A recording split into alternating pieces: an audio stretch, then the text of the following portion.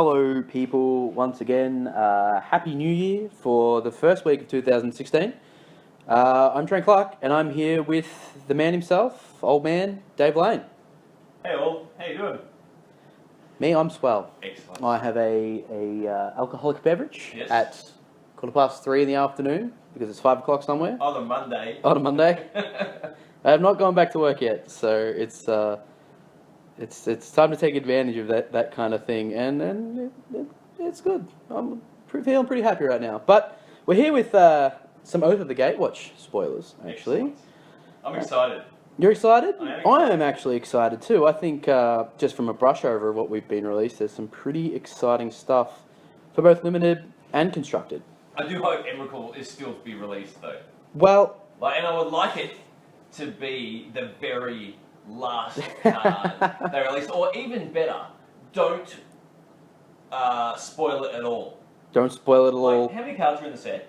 I actually don't know. I think it's a large. This is 250 maybe. Alright, let's say there's 250, right? Yeah. Only release 249 of them, right? And don't pre-spoil Emrakul at all, and just let people open it on pre-release day. Do you think that is viable given the amount of trouble that Wizards have with leaks?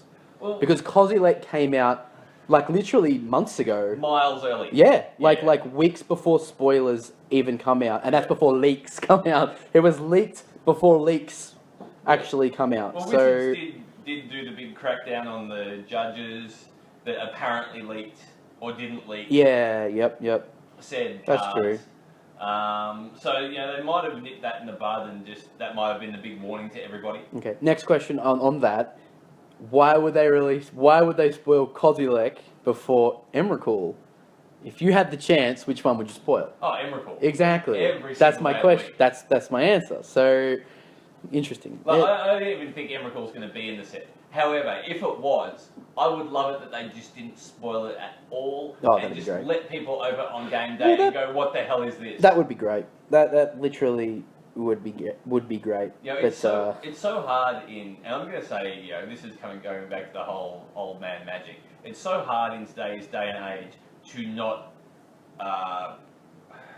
not deliver that information to the public when it comes to cards. Oh well, that's it. Because like everybody knows Emrakul. Everybody knows what it does across all the formats. Anybody who's played has sat against it and been attacked knows the power of it. Yeah.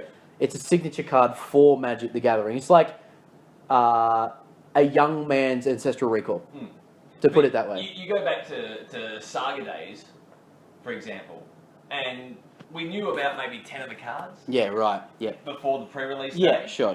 Before the Vietnam War was fought. Good stuff. And you might get like a printout the night before of the card. Yeah, sure. But that's all you got. And you'll see a few on like the posters and that around the store and Yeah. get an understanding. And so it was easy back then. You went into the pre-release, you opened the cards, and you read them for the first time a lot of the time. Yeah, sure. Because it was very much still the advent of the internet. Mm-hmm. These days, internet's everywhere. You can get all the information that you ever want. Well, if you don't have internet, you feel naked, like literally. It's more important than clothing these days. Quite literally, people live and breathe the internet. So yeah, of course. First thing I do when I get up in the morning is not take a piss or brush my hair or Jump go the for a phone. shower. I check my Facebook. Yeah, exactly. That's exactly right. Anyway, moving on. Yeah, back to Oath of the Gatewatch That's it. and no Emrakul. But what about his buddy, his big old friend? Everybody's been talking about it, and I want to hear from the Tron man, Kozilek. Oh god, I've already got the spot in my Tron deck that the card. I'm taking out all his dust. Okay. I'm putting in Kozilek. Yep. Because Kozilek fills a different spot against different decks that you want to play when you don't want to get Ulamog. Sure. But You don't want to get Ulamog the Infinite guy or Ulamog the new guy, the Ceaseless Hunger. The Ceaseless Hunger. Sure. Okay. So you've got the Ceaseless Hunger in your deck, and you pull him out when there's a couple of threats on the board. Okay. And you need to get rid of them, and you've got this big indestructible dude. Okay, sure. Kozilek fills a different spot within that Tron deck, I feel. Okay. When you're playing more against a control player, the board is empty. Yep. You can bring out Kozilek. You get those 7, you refill your hand. Yep. Because let's face it, as a Tron player, when you're getting Kozilek, you're probably down to 2-3 cards in hand. Right.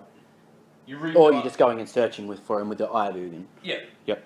You're going back up to 7, and everything in your hand then becomes a counterspell. Okay. Now your Chromatic Stars, your Spheres. Yep. Also, then things like your Spell Skites. They all become counterspells. They all become counterspells, which counter, 60% of anything that Yeah. So it's kind of like a Disrupting Shoal, but better. You're free paying Disrupting Shoal. Yeah, that makes a lot of sense. So I feel just there's a different time that you want to get Kozilek out. Yeah, sure. So is he in the 60? You're 60? I mean, you play all this dust in the 60, correct? I do at this point in You time. play a singleton?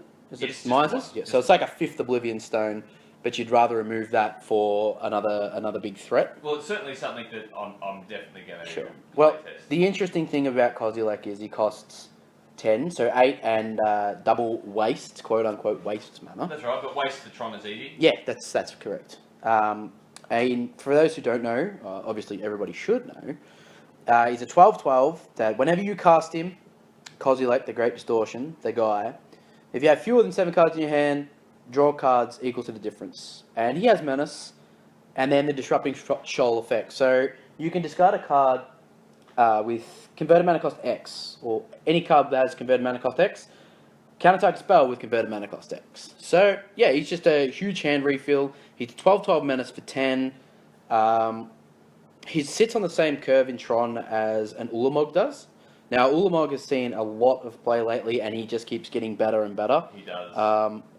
And everybody. Here's something I found out last night, or I'm pretty sure it's correct, is that if you've got Kozilek in play and someone plays a Pact, you can discard a land to counter that Pact. That is correct. Land So has mana cost of 0. Or if someone plays a Welding Jar, Yeah, that's true. Yeah. You can discard that Yeah. land to counter that Welding Jar. That's pretty sweet, actually. That's mad. Counter that welding jar. I'm going to counter your Welding Jar. Yeah, okay, cool. Kozilek, the welding jar. That gives you extra game against things like Bloom. Yep. Decks in Modern. Yeah, absolutely. Absolutely. I feel like if you're resolving Kozilek against Amulet Bloom, you're probably in a pretty good position. I think you're... Well, it has very limited interaction. It's a I 12-12. do believe that Kozilek could potentially be better than Ulamog in that matchup. Yep. I'm not sure as to how that matchup goes. I think that could actually be a nightmare for Tron.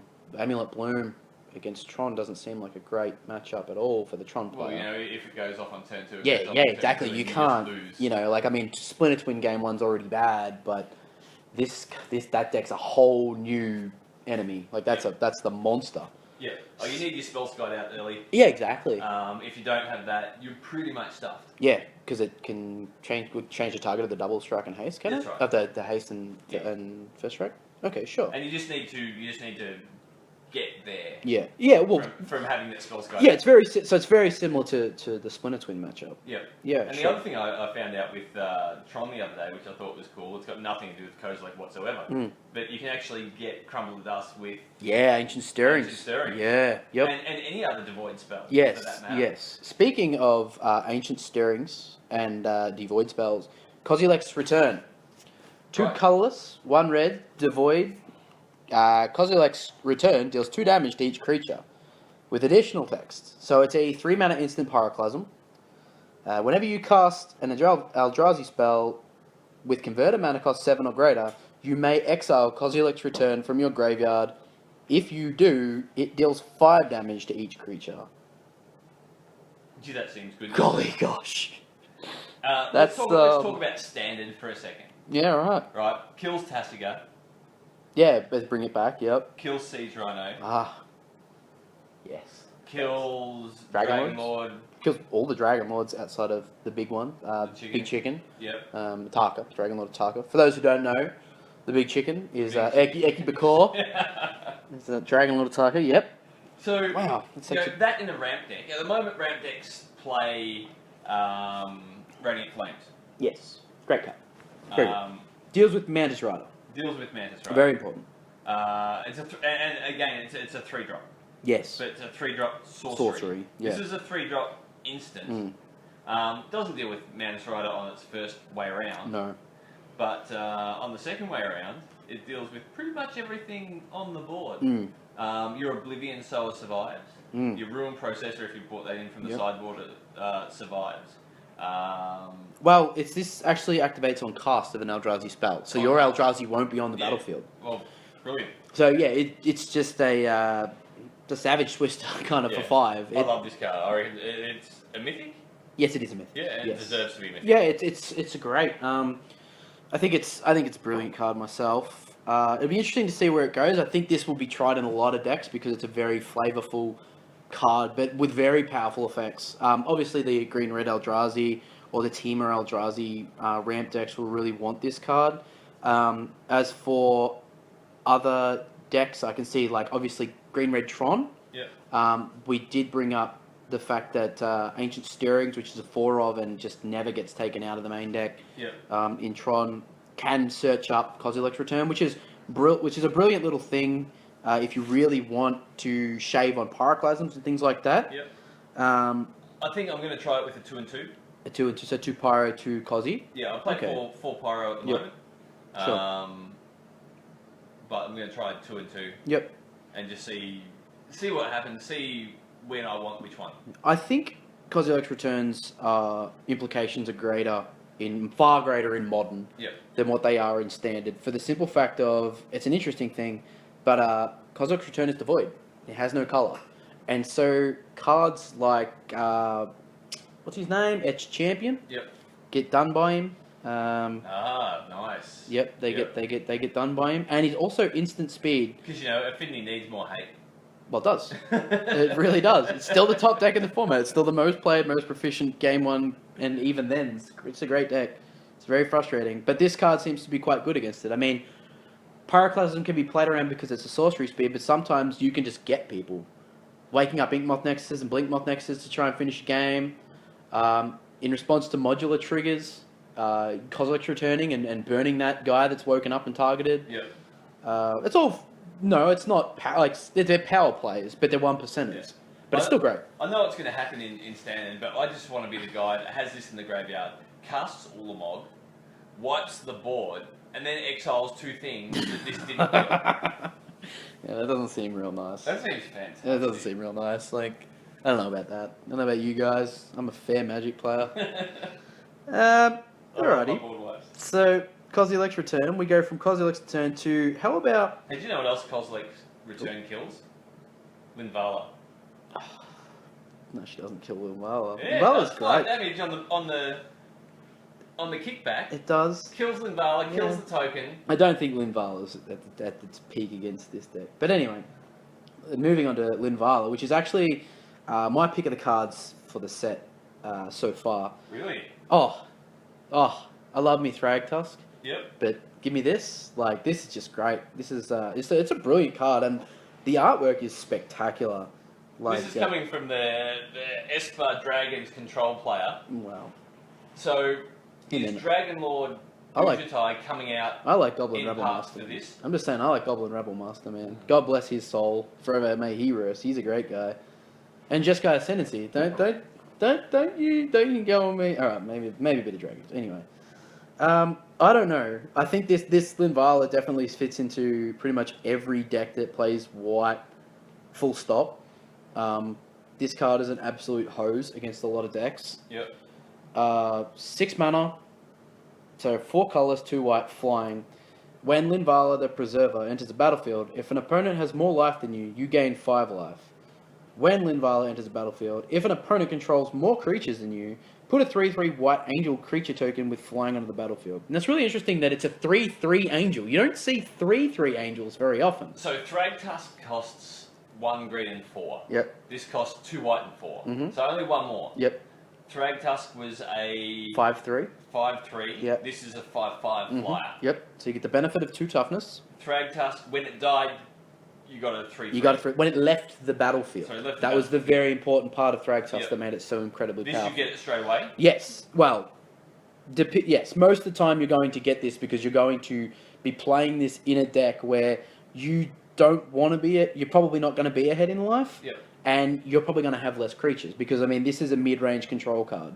This is not an aggressive card by any stance, but I could definitely see this card being played in decks like Wingmate Rock-esque decks where they have that power card that just like Wingmate. You know how Wingmate Rock comes down and just goes, "Oh, I win the game," because Jeskai Black can't deal with it. Yeah. Arbzan can't beat the turn 5 opposing Arbzan's Wingmate Rock. They can't do it. This thing does very much the same thing, but it also fits into the role of, well, I'm playing control and I go to 6 mana and I play Linvala and you don't have a Tark's Command, so I just win the game now because I have board presence and I have 5 extra life. We haven't really had a good Angel since Resto in Standard.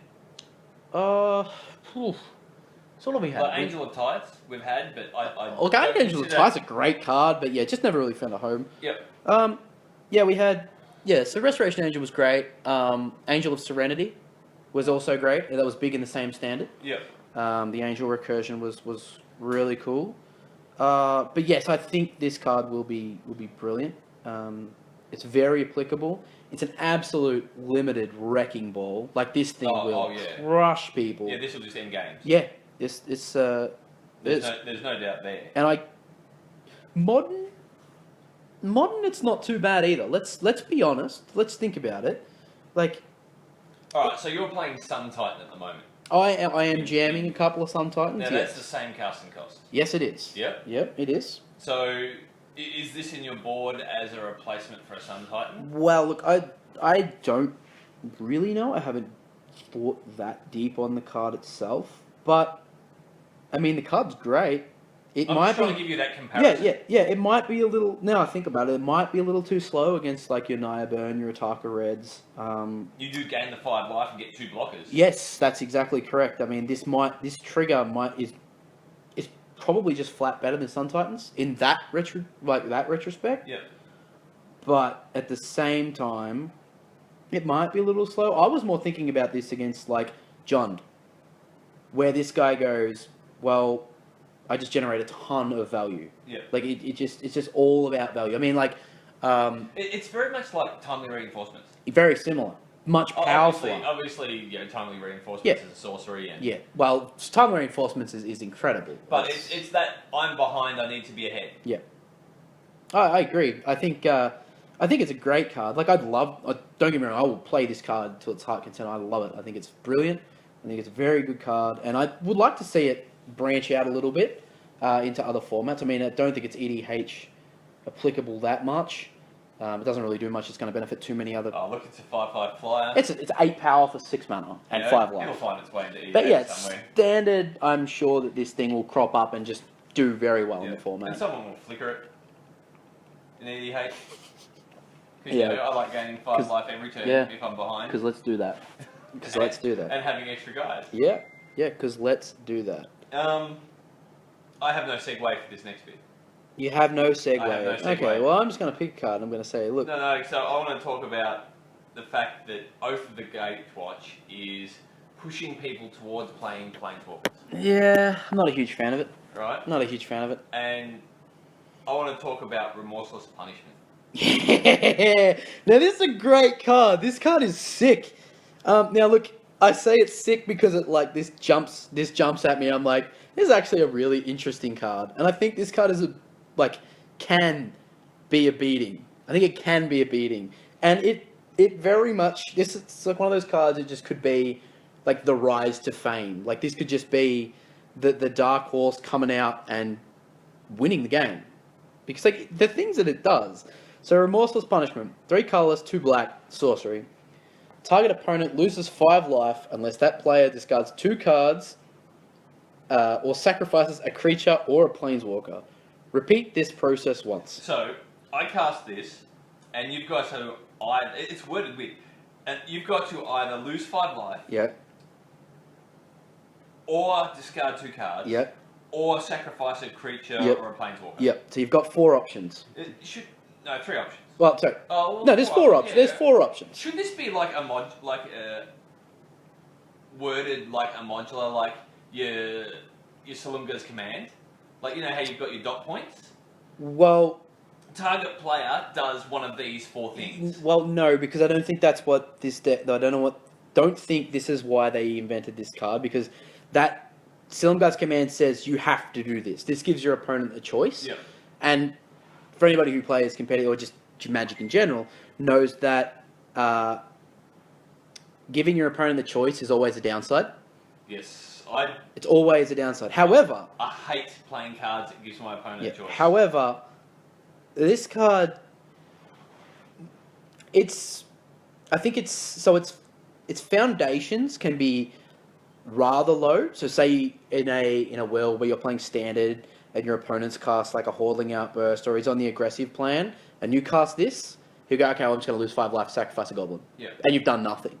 But the ceiling is incredibly high, where your opponent, say for instance, he's kind of locked, it's kind of close. Or he's on like 7 life. Yeah, or he's just got a great Planeswalker and he just can't do it. Yeah. He goes to 2 and loses his Calm. He goes to 2 and loses his Jace. Like, I think this card is pretty sick. I don't think it's going to see a lot of play. I think it's very interesting. I think the artwork's great. I must admit, I'm with you on that one. I'm going to be trading these off. Oh, yeah. I don't want to see this card.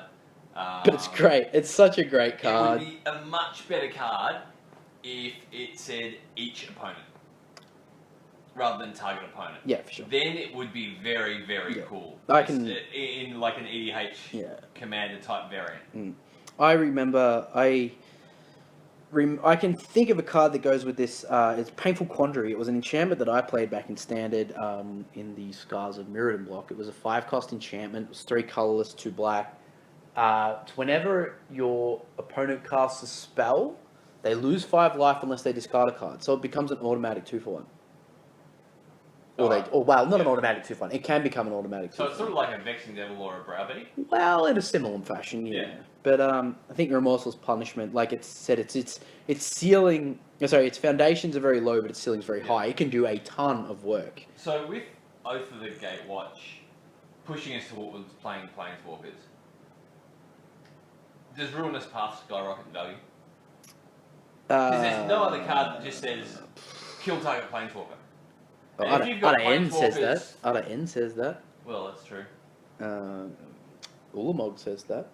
Yeah, but Ulamog costs 10. And but he's the amount of decks that can play Ulamog he's still limited. He's still a bro. So Ruinous Path. Do we pick them up? Do we buy them at the moment? What are they? $3 at the moment? I'm not sure. Look, Ruinous Path is a good card.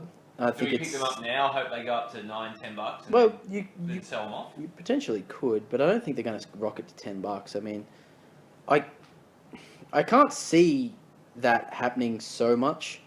It's not like they're releasing 5 or 6 Planeswalkers in the new set. And with the new set, we lose a bunch of Planeswalkers as well.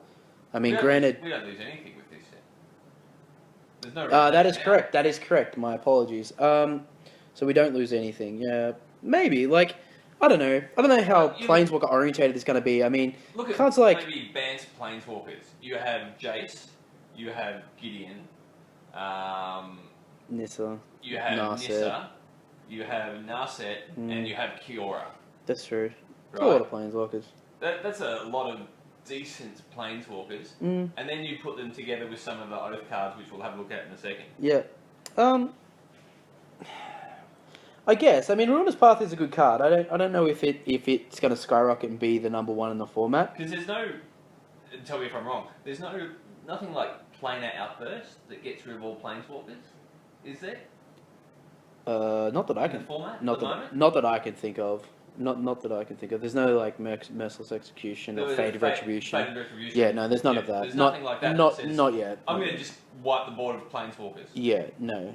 No, there's not. Nothing that's been released as of yet. No. But the standard decks are pretty strong right now, and for like a Planeswalker-esque deck to really come out and be consistently dominant is rare. Yep. It is rare because, since Planeswalkers have been printed, like, Planeswalkers have always been the highly powerful, dominating, highly priced cards of Standard. It's the most powerful card in the game of Magic, is a Planeswalker. No. Basic Island. Oh, get off the Basic Island. Ancestral Recall. All the Moxen. They're not Planeswalkers. Card type, Plains. Mountain. So Planeswalker is probably, yes, it's true. But, I mean, I don't know. Like, I don't know if I'm completely on board with that. A lot of the planeswalkers don't really work too well together. A lot of them aren't buddies, to be honest. Yeah. Um, Because you got things like Call the Gatewatcher, Oath of Jace, Yeah. Oath of Nissa, yeah. that sort of say to people, hey, let's play some planeswalkers. Yeah. Let's build super friends. Yeah. Let's all be buddies. I don't know. I'm not on board. Like I'm not so hot about planeswalker type. Like people just playing high price cards and trying to get away with it and pretending it's a good deck, because I don't believe it's true. I think Because I've got an issue with Jace, but that's for another time. yeah, everybody has an issue with Jace and his pricing and that, but that doesn't take away from how good the card is. Oh, yeah, I mean, yeah. it's absolutely insane. I think like all I can say is maybe like. I don't think that the Planeswalkers are just overtake the format with cards like Oath of Jace and Oath of Nissa, and Call Did you the want to talk Gatewatch. about Oath of Jace? Well, I think Oath of Jace is a. I originally dismissed the card. One of my teammates, Lewis Adams, actually said, "Oh man, the Oaths are really good." I said, "Well, they're not, and I don't believe that Oath of Jace is a very good card." And I immediately deceived it as a 5 converted mana cost card. For some reason, but it's actually 3. It's 2 colors, 1 blue for legendary enchantment, and it has Jace holding up his hand, being a bro. It says when Oath of Jace enters the battlefield, draw 3, discard 2. At the beginning of your upkeep, scry X, where X is the number of planeswalkers you control. So, the line of Oath of Jace, I believe, is play Jace, Rune's Prodigy. Yep. Untap, like fetch, and say you fetched before. Play Oath of Jace, discard 2, flip your Jace. This makes Jace online straight away. Well, Yep. practically all the time. So that's really cool. Jace turn 2. Oath of Jace Oath turn of 10. Jace, discarding 2. Yep. Make your hand great. Jace, Make your hand great. Turn Jace into a planeswalker. Yeah, minimize their Heir of the Wilds into a 0/2. Say go. They play Anafenza. You've sculpted a great hand, so you untap and you play Languish, and you're just miles and miles ahead. Yep. That seems really, really good. Seems like there's a butt there. Yeah, I'm trying to think of the butt. I'm getting to the butt. The butt is it's a legendary enchantment. It requires you to tap out on turn 3 if you want to play it. Yep. Or at any other stage you draw it. It's a legendary enchantment, so you can't keep 2 of them around, which is probably fair because I think the scry stacking. You just sacrifice the first, you can't keep loot 2. for another 3. You can't keep the 2 of them around. No. That's what I said. Yeah. But you can still cast the second. Oh, you can cast it, yeah, sure. But I don't know how many Oath of Jaces I'm gonna want to play because this isn't card advantage. So to get that perfect hand of turn 2 Jace, turn 3 Oath of Jace. You want to play a lot of them. Well, you don't play. Okay, a lot is a broad term. You want to play 3. Yeah. Probably 3. But you don't want to play 3. But you don't want to play 3. Yeah. Because this card isn't Dig Through Time. This card isn't Treasure Cruise. This card isn't Painful Truths. It's not drawing you cards. I still think it's great. I think it's a lot better than the Oath of Nissa. Oath of Nissa we'll look at quickly. It's when Oath of Nissa enters the battlefield, look at the top 3 cards of your library. You may reveal a creature, land, or planeswalker card from among them and put them into your hand. Put the rest on the bottom of your library in any order. You may spend mana as though it were mana of any colour to cast planeswalker spells. So, Super Friends. But here's the kicker, right? Oath of Nissa costs 1. It's a first drop. It is a 1-drop. 1 drop. I can tap mana for anything. Mm-hmm. For the rest of the game. Do you think that clashes with fetches and tangos? 1 mana spells in this format tend to clash a little bit. Well, Just as fits, you use it as a kicker back against it. Yeah, in a vacuum, it's saying It's card replacement. All my lands are mana confluences without the pain. City of Brasses without the City of pain. Brasses without the pain. Yeah, okay.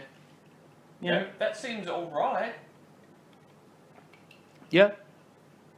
I guess.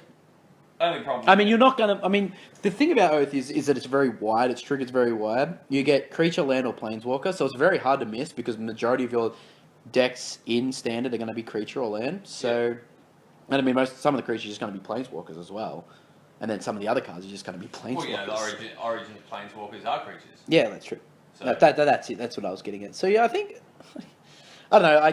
I refuse to be on board, I think, more than I want to be on board. I just kind of refuse because I just don't like Planeswalker decks. Yep. Don't get me wrong, I quite enjoy Planeswalkers, but yeah, decks that just go sheer size on activating one ability from each different Planeswalker each turn just doesn't befit me very well. Alright, I'm going to move you on because I want to get your opinion on a few cards. Okay. Stonehaven Outfitter.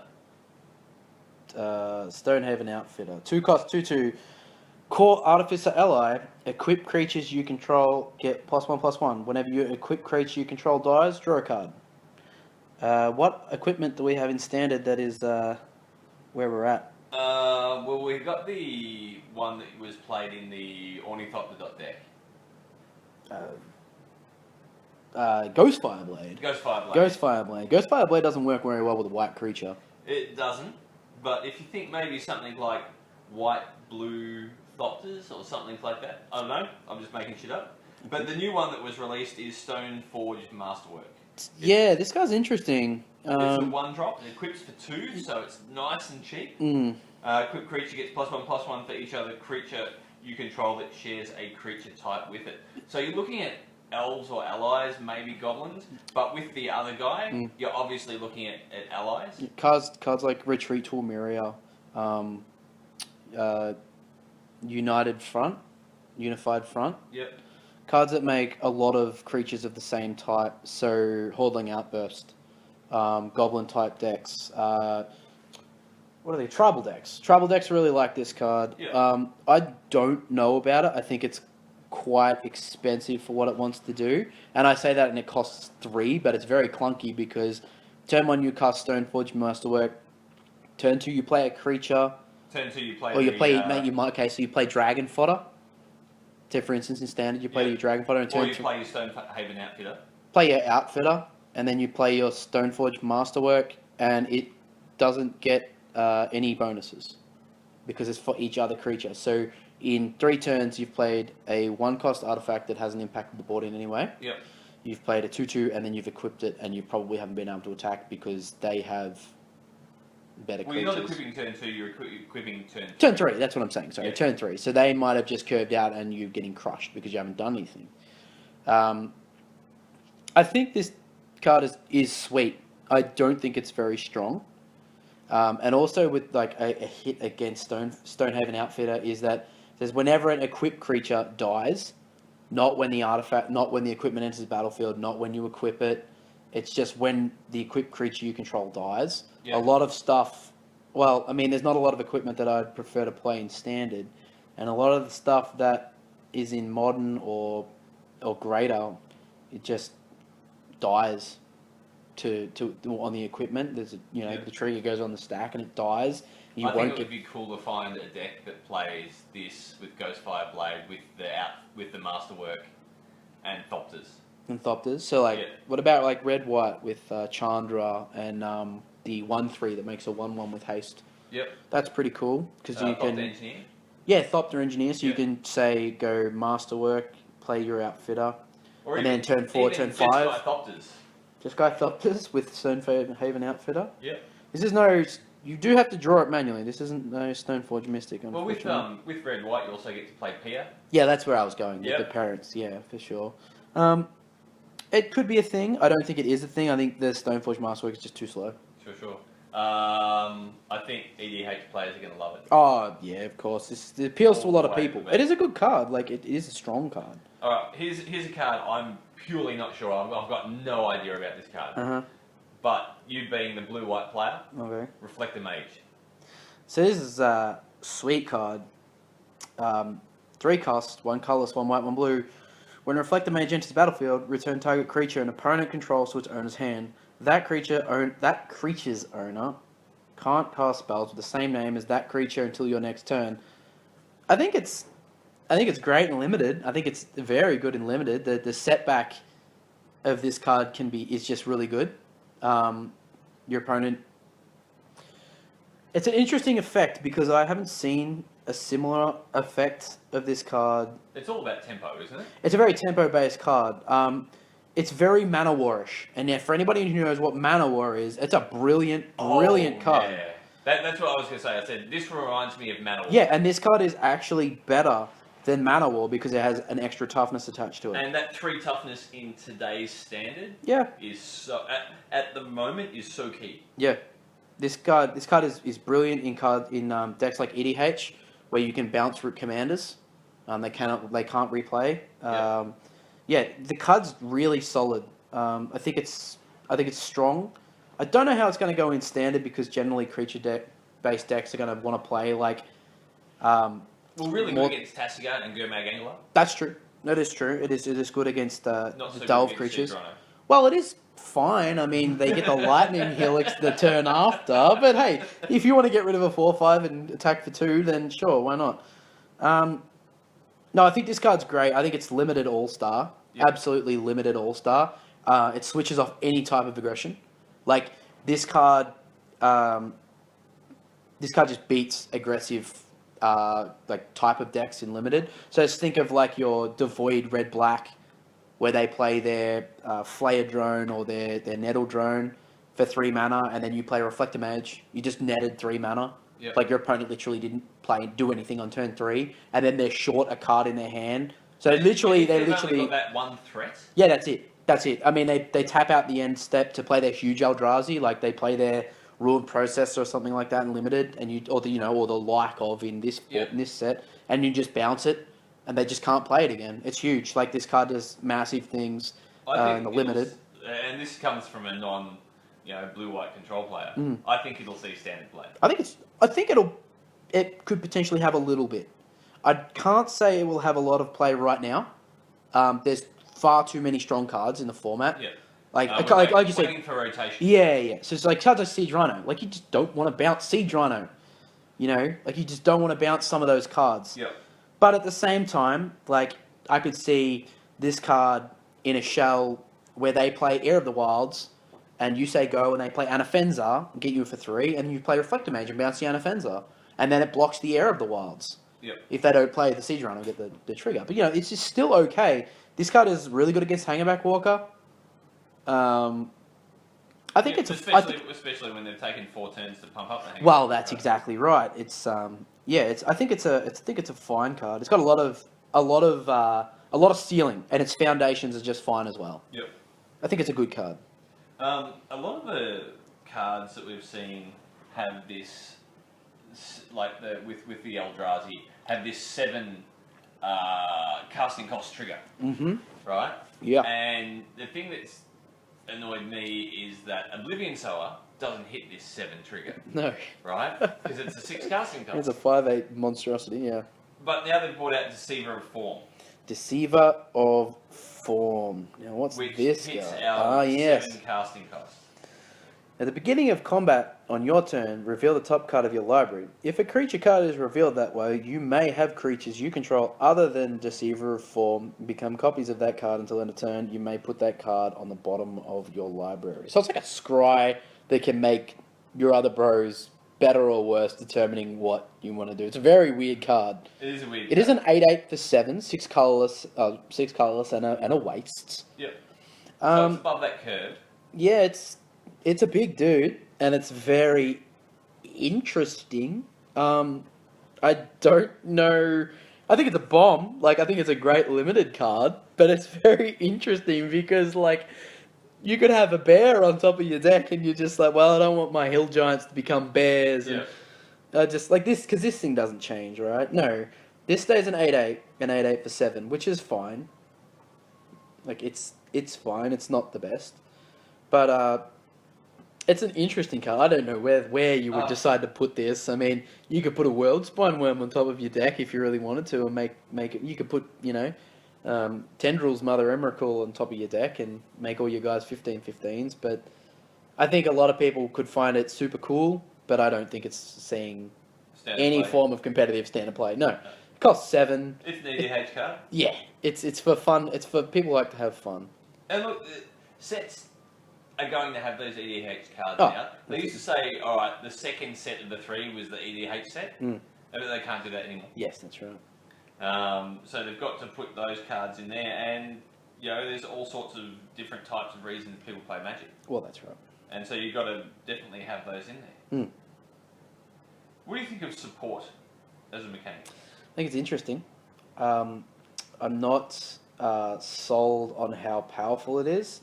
It's an interesting one that we haven't had we've never had.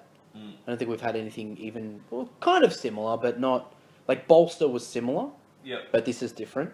So a card like Shoulder to Shoulder. Support 2. Put a 1/1 counter on each of up to 2 target creatures. Draw a card. For 3. It's a sorcery.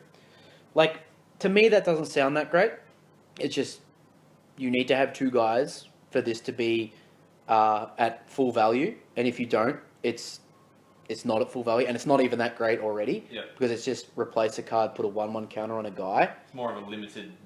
Well, even then, it's not that great in limited. I think it might be okay, but I don't think it's great. It depends on what kind of 2-drops you can do. I mean, if you want to go turn 1, 1-drop, turn 2, 2-drop, then shoulder to shoulder, sure. But you're still not playing a 3-drop. Mm. But I think the support as a card, the support as a mechanic it's not great. I think it's a limited niche kind of... Yeah, it's a bit niche, I think, is the word to go with it. It's certainly not like the processors and ingesting kind of thing where they really work really well. This is more of a... I think it's going to be more of a fringe thing. It's going to be hard to build around because you're going to need tokens and things like that. And, I mean, there's a huge one here that's Gladeheart Cavalry. It's a 6/6 for 7. It says support 6. Like, it's got additional text, but, I mean, support 6, that means you need 6 creatures. And I'm sure if you have 6 creatures at that stage of the game, you're probably going to win. Or you're at least looking hella good because you just added 12 power to your board across 7 bodies.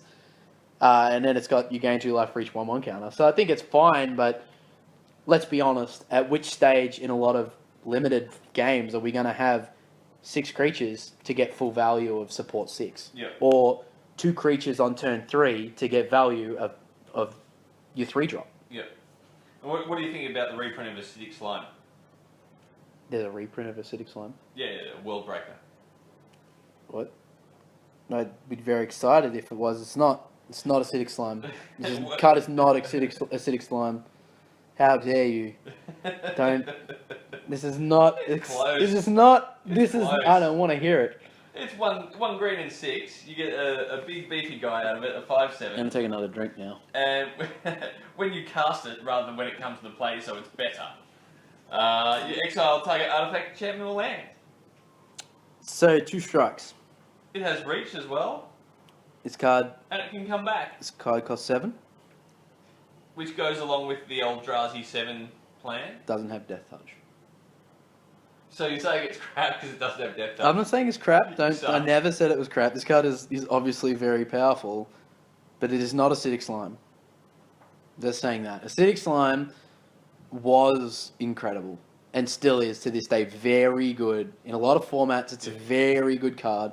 This card costs 7, and it has the same effect except it exiles. I don't know. I think this card will see play in the green-red ramp lists for sure. Yep. Out of the sideboard, maybe 1 in the main and maybe 1 or 2 in the sideboard because this thing is just great. It's a huge body. It answers a lot of threats. It'll block pretty much anything. It'll hold you up pretty well. This could be like the Dragon Lord Ataka replacement, maybe. But Well, yeah, it this costs card the is same, doesn't it? yes. This card is not Acidic Slime, and I just think Acidic Slime is a better card. Sure. I'm prepared to eat my words on that, but I've had a lot of fun times casting Acidic Slime for 5 Yeah. and just winning games because you make your opponent brick because you've ramped to 5 as opposed to ramping to 7. So I think, and then Acidic Slime is just very close to my heart, whereas World Breaker is an Eldrazi. Well, it's new. And it's new, yeah, it's untested, it's Yeah, fresh. you can't be close to your heart yet. Not You yet. haven't done anything with it. No. So I just want to bring up 2 more cards. Okay, 2 more. Alright, so we've got, and they're the new two new Planeswalkers. Okay. I think we'd be remiss not talking about them. Okay. So Chandra, Lewis is going to be so upset with you. Chandra. Okay. 2 red and 4 for loyalty. It's got a +1, it's got a 0, and it's got a neg-X. I like the neg-X because I like how they're continuing on with the Gideon theory of being able to ultimate as soon as it comes out. Mm-hmm. If you want to, I think that's cool. Mm-hmm. However, my favourite ability is the 0. Your favourite ability is 0. What are the abilities, David Lane? They are +1. Put 2 red 3/1 elemental creature tokens with haste into the battlefield. Exile them at the beginning of the next end step. 0, discard all the cards in your hand, then draw that many cards +1. Our neg X, Chandra Flamecaller deals X damage to each creature. So you can put it out, you just wipe the board. Mm-hmm. I think it's disappointing that it's a 4 and not 5 loyalty, because it doesn't get rid of Sea Driver and Tasker. Yep. However, that's only going to be a thing until rotation. Yep, 3 months. The +1, yeah, alright, you pay 6, you do 6 damage on a clear board. So, you know, towards the end of the game where you're both on low life total, it's fantastic, but you have to sacrifice them at the end of turn, so Chandra can't protect herself. The 0 I love. I reckon that's just fantastic, like the flavour in that 0. Wheel of Fortune being one of my favourite cards of all time. Granted, Wheel of Fortune refills your hand, but this doesn't. The problem is it's going to be compared with Elspeth. Well, and it's not Elspeth. It's not. It's not Elspeth. This is not Elspeth by any stretch. But this isn't trying to be Elspeth either. This is trying to do different things to what Elspeth is doing. Like, I think this card is nuts. I've seen a lot of talk from people in my hometown, around and in our state, yes and knowing about this card. I'm definitely on the yes. I think this card is berserk. Like you brushed over it pretty quickly. The Savage Twister for 4 as the neg X. The Flux is the ability for the 0. That's what they call it. It's a 3 cost, 2 colorless, 1 blue. For its 0. And I don't believe there is a +1 that does what Chandra does. But I think this card is just an absolute breaker. If you get to untap with this card, I feel like you're going to win the game. Now, I also think that you touched on Siege Rhino. This card is remotely bad against Siege Rhino. Yes, it is bad against Siege Rhino in every single way, except for one, which is its 0. But its 0 doesn't impact Siege Rhino. It helps you find the answers to find Siege Rhino. But, yes, I think this card is great. This card will finish a game. This card will destroy enemy planeswalkers. This card will just find you all the answers that you need if you untap. Because I think a lot of the time, if you play her and you have to neg X her straight away, it's not going to be good for you. And I think if you're going to 0 her straight away, that's also not that great, because she costs 6 mana. It's like you've had all the time in the world you need to play the cards that you want to play. But you don't necessarily want to have a fresh hand and no mana to do anything. Do you try and play 5 toughness creatures as a priority if you're playing this? Probably not. I don't know. So like this, well, potentially, because I see Chandra Flamecaller in like a red-black based deck with Tasiga. Or even like a Grixis list with Treasure Cruiser, because Chandra Flamecaller and Treasure Cruiser are just best friends. Murderous Cut, because you're always going to have Murderous Cut with Chandra Flamecaller. You're always going to have 1 black, and you're always going to attack, and you're always going to kill it. Like, you're always going to have it because you have the 0. But and I think, like I said, Tasiga goes hand in hand with Chandra. I think this card might be just the best card in the set. I think this card could be the best card in the set. Alright, well, my phone's on 4%. So let's talk about Nissa before my phone dies altogether. Alright. 2 green and 1, 3 loyalty. +1, put a 0/1 green plant creature token onto the battlefield.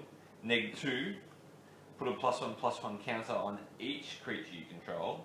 Or -7, you gain X life and draw X cards, where X is the number of lands you control. Yeah, I don't get it. Don't get me wrong, I love the artwork, and I think it's very resplendent of what Nissa's hanging around to do on... Nissa, Voice of Zendikar? Yeah, on Zendikar itself, but I don't agree with what this card is trying to do in any format.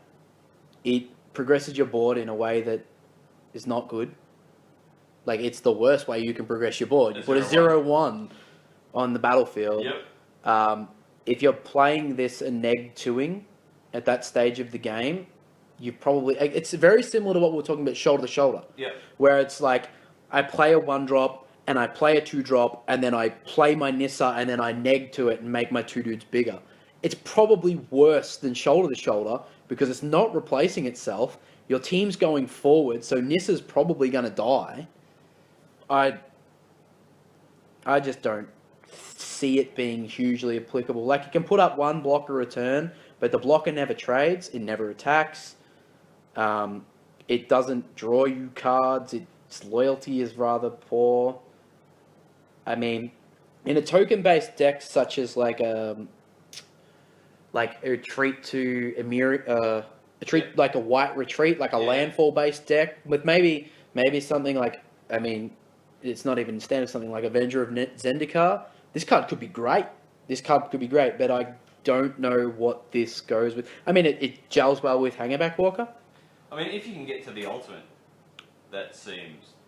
That's just universal. Awesome. That seems universal, right? Why not just play Ugin? Yeah. Ugin can literally get there just as fast, if not faster. And do a lot more. Like, I don't know where this card goes. I see the neg to ability. I'm looking at that versus Gideon's ultimate. Well, that's it.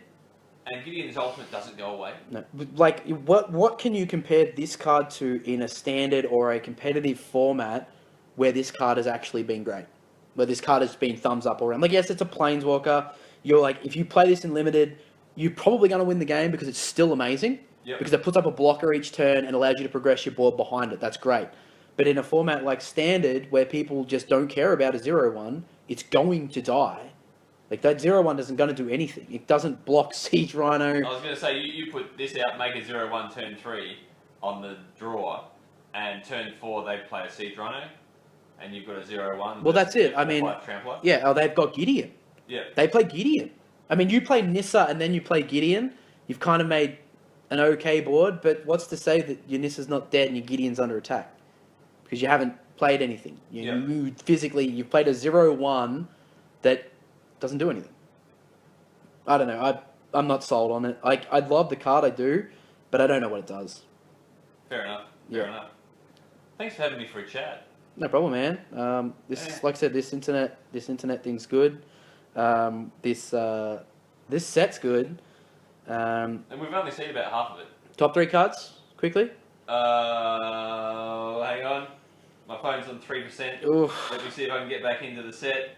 For me at the moment, Kozilek. What else do I like? I like Kozilek. I like Kozilek's Return. Kozzy's Return, yep. Yeah.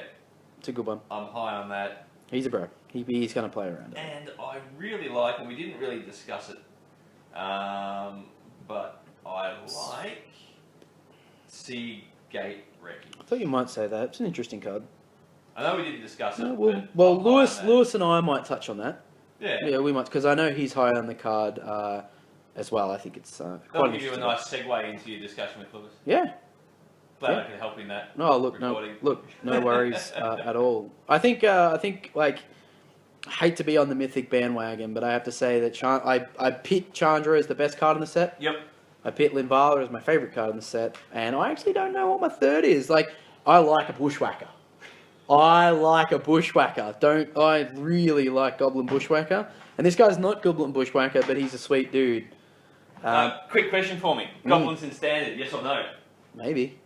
Yes or no? Don't sit on the fence. He's pretty cool with... Don't sit on the fence. Give me a yes or no. He's pretty great with Goblin Pile Driver. Yes or no? Maybe. Ah. Until next time. Thank you, Trent Clarke and David Lane and the G Grinders.